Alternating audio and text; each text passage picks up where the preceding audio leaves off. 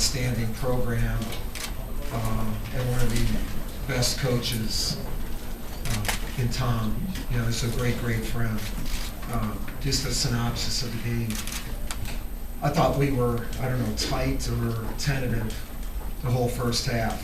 I don't know if the moment was so big or we tried to downplay the moment, but then obviously you all being here and it's in the Garden and it becomes a big thing, and maybe now they'll take specials of me off of TV. So I'm getting tired of watching me on TV. But the kids see that, and it put some pressure on them. I thought at halftime we adjusted well, and for 15 minutes I thought we played beautiful basketball. I think they only scored about 8 points for about 10 or 12 minutes, and we executed well. Our defense was very good, thank you. I thought Ryan Kelly did a good job on Green. Green is a heck of a player, and he went 4 for 15 and had 5 turnovers and 2 assists. And I thought Ryan was really good in that second half. And Andre had the best game of his career at Duke. Not just the points, but he had no turnovers and four steals. And Seth also was outstanding. And I thought we got tired and they never gave up. And then we did some things that I hope we won't do again. Fouling 3-point shooters and throwing the ball away or not getting it in bounds, and we made it interesting. And I want to thank the basketball gods for allowing Coach to be here. For this moment, to have the two of us together, because you don't know that would happen, and that was really a good thing for the two of us to be together tonight. So we're pleased with the win, and we're pleased with the fact that we can get on with the season. So, any questions? Yes, yeah. Coach K, what feeling do you get when you surpass the milestone of someone like Coach Knight, someone you've looked up to for so long? Yeah, I don't get that feeling, any feeling like that. I get more of a feeling of relief, not because there's too much attention focused on me for this last week. And I don't, again, I get attention all the time I just get attention, and I've gotten too much. And with the NBA not being there, you get even more. It's kind of like with the Laker thing a number of years ago. There was nothing else going on, and all of a sudden that became so huge. This has become bigger with time on our hands, And to me, it's more relief to get on now to the next thing. Coach, fooling around about it this past week when he told me we were goofing around, and he says, "Michael, will you win the first 3 games so I can stop saying nice things about you?" And it's kind of nice, Coach. For the entire time I was at West Point, you never said one nice thing, but he was right. It's just time. It's time to move on. So. Are you surprised by the emotional response you've had to this tonight?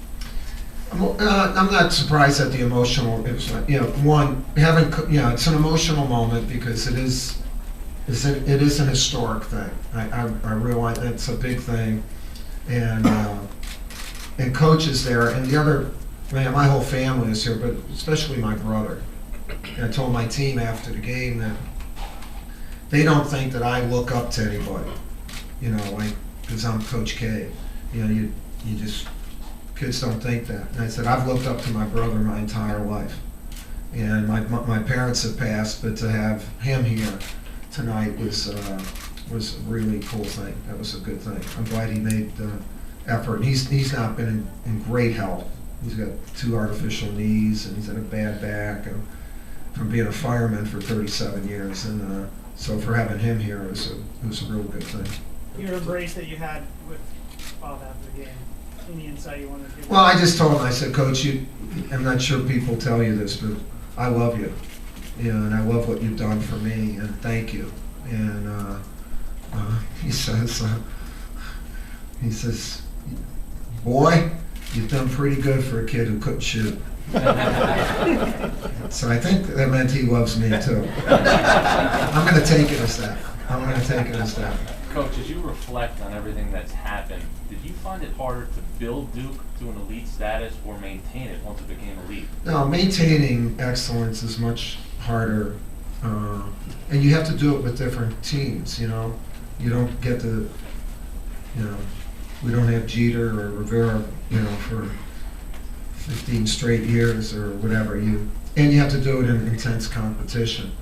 The thing that I've been like, I'm at a great school, which has attracted unbelievable guys, and they're good players, but they're just as good at guys, and so I never have problems. You know, I usually can develop a team without, you know, however good we're going to be, but they usually want to be one, which is I don't have to fight that, which has been great. Like your wife said that it's hard to interpret what the number means, because it's Yeah. a number. What does it mean to you? Yeah, I don't know yet. You know, to me, I just play every game.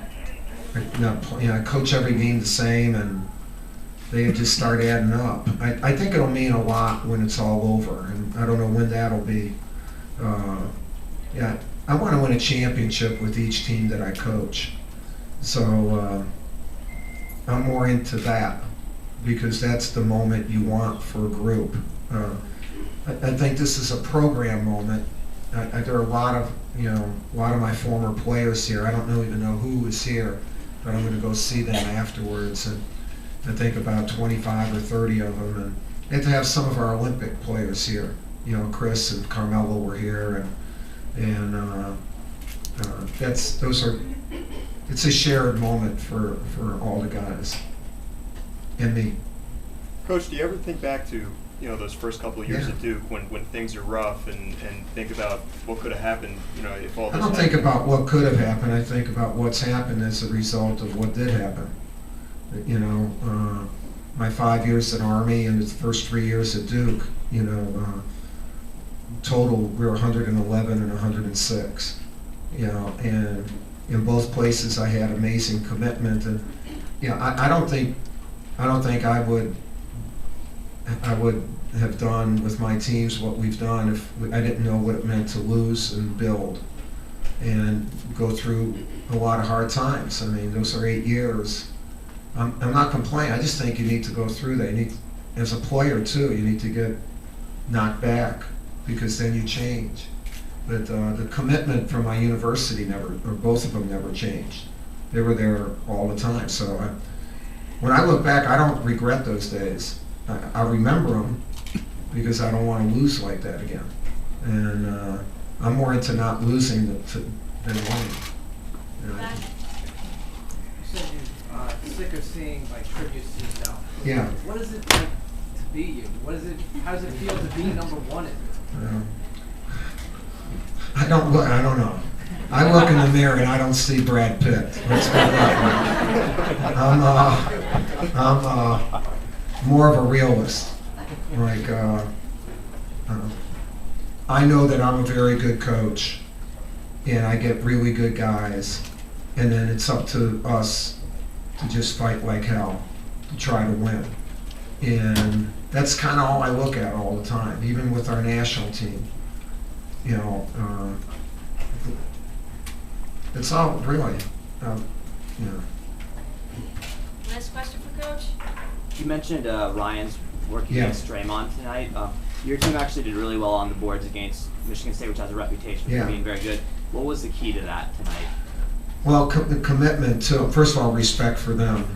And then and the other kid who played, Mason, played really well. I thought he was a big physical presence, and I'm not sure how many rebounds. He only had 5, but he was always, trying to block out and keep those big guys off the boards. But to be even was excellent, And I'll say one last thing, to have this milestone in Madison Square Garden is truly special. As a player at Army and a coach at Army and then a coach at Duke, I've always considered this hallowed ground. And it just worked out. How the hell did that happen? But it just worked out. And, a bunch of things in my career kind of just worked out. I've been a very, very fortunate guy. I just hope a few more continue to work out this season in London, and especially this season in London. So anyway, thank you. Appreciate it.